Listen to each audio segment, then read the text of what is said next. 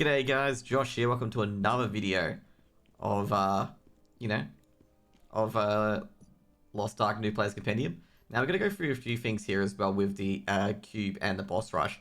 Now with the cube, they do upgrade the cube to the elite cube and you get one extra masterpiece that you can get a hold of as well. I did say the other day that, basically mostly everything stays the same. But, with the cube and the tower, you do get a new floor. So Fate Spire's the tier 2 tower basically where you can get tier 2 mats. And you can also slowly work your way up. On this toon, however, I haven't done anything really with the tower, with a tier 1 tower yet. I think I've actually got most of them anyway. Oh yeah, that's right, I've got up to the Giant's Heart. But yeah, you can get all these rewards basically from it. It also is kind of recommended at the same time to you can't do the tier 2 toon on an alt and then get the honey mats on a main. But like, don't worry about it, it's not like tier 1. But either way, you do want to do tier 2 tower, but not right away. It's not absolutely necessary to do so. So we've gone through the cube, where the cube has an extra masterpiece you can get, and a tower has an extra tower that you can do as well. Let's talk about boss rush. So basically, boss rush, you may have seen this quite a bit. Boss rush is only accessible in tier 2. So basically, as you can see in tier 2, you basically get a lot of gems and a lot of life leap stones from boss rushes as well. And boss rushes are quite lucrative because they give you a lot of gems, and gems we'll talk about in another video as well, why gems are so important. But the life leap stones are very, very important because they become very, very valuable in tier 3. Tier 2, sorry, not tier 3, tier 2. Now, we're going to give you one example of a boss rush is, because a lot of people, including myself, were a bit scared of a boss rush because I was just like, ooh, a boss rush, like, is it going to be like really difficult? I brought like all these battle items in, like all these pots in, thinking that was going to be really, really bad and that, it was basically going to get one shot and, these bosses were quite hard.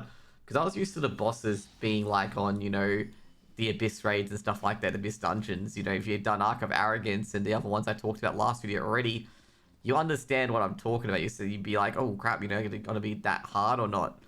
But no, it's gonna be a bit different. You can do it either by yourself or matchmaking. I prefer matchmaking so I can just chill and vibe with a few people and also can talk to you guys, and also these guys can kill all the mobs while I just sit here being a slacker, okay? That's what we can do, okay? But overall, basically what it is that, you and three mates, or, yourself, basically have to kill 15 waves of bosses. So at the start, it's pretty easy, as you can see here. Like, basically one boss is very, very easy to kill. But over time, it gets harder and harder. At wave 5, a second boss spawns, so you have to deal with 2 bosses. And at wave 9, a third boss spawns, okay? So just be aware of that as well. I believe that is correct, but I'm happy to be proven wrong. But either way, at the end of it, you'll be dealing with 3 bosses, and their HP and stuff like that get higher and higher. And also, you can get some very annoying bosses where their mechanics overlap, and they can be harder to kill. Now, with the time bonus as well, as you can see here in the top left, there's a time bonus. So if you kill the bosses within the time here, you do get a bonus leap stone. You may get bonus soul leaves, cards, or anything like that in tier 2. But you do get bonuses as well. And you can see here it's wave 5 and we have the second guy ready to go. Now with these dudes as well, you can have assigned one person up to here basically, where they'll just kill one boss by themselves if they are, got enough damage to hard carry basically as well. And that's generally when you're like, top end tier 2, where you're just one-shotting a lot of these bosses, okay?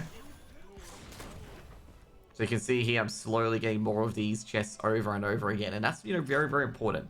Now, as you can see here, boss rush is very, very cruisy, okay? At the start of tier 2 and tier 3, it was a bit harder, given the fact people weren't doing damage. But in tier 2 and tier 3, like, especially when you get to the later stages, it is very, very cruisy to do this. Like, it's not difficult whatsoever at all. As you can see here, I'm just absolutely crushing it. And pretty much it's just basically free gems and free leap stones for boss rush. Now, at the end of boss rush, you do have a chance of getting masterpieces as well. And, of course, they're different as well. And also with boss rush, going from tier 2 to tier 3 boss rush, which we'll talk about a bit later, to tier 3 boss rush, you do get a chance at an extra masterpiece, okay? So there's 5 masterpieces. Let's just say it's 5 masterpieces from here. There'll be 6 masterpieces later as well. And actually, it's wave 10 that a third boss spawns, actually, not wave 9. But you can see here that, overall, it's just pretty much a chill fest. You should be able to get this done within probably 15 minutes or so, maybe even less, depending on your group as well.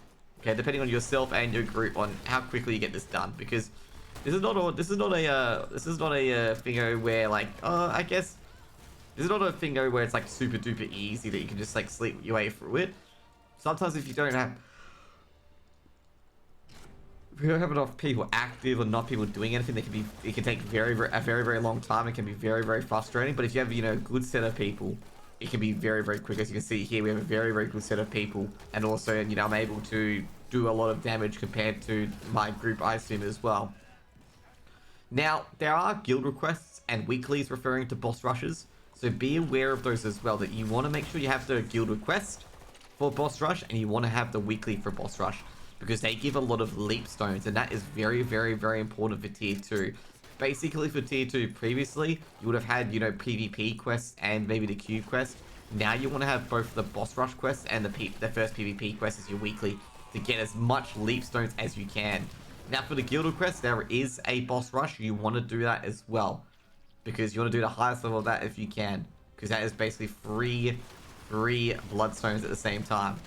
But anyways, guys, that's pretty much it for boss rushes. As you can see here, you can get 2 of the same boss, and it's fairly easy to do. And remember, when the boss rush is done, please press escape. Anyways, we're gonna have a next video coming up, which we're gonna discuss about gemming, and then we discuss about fusion mats, and then we can actually go into tier 3, because there's actually not much difference at all. Hope you guys have a great day. See you guys later.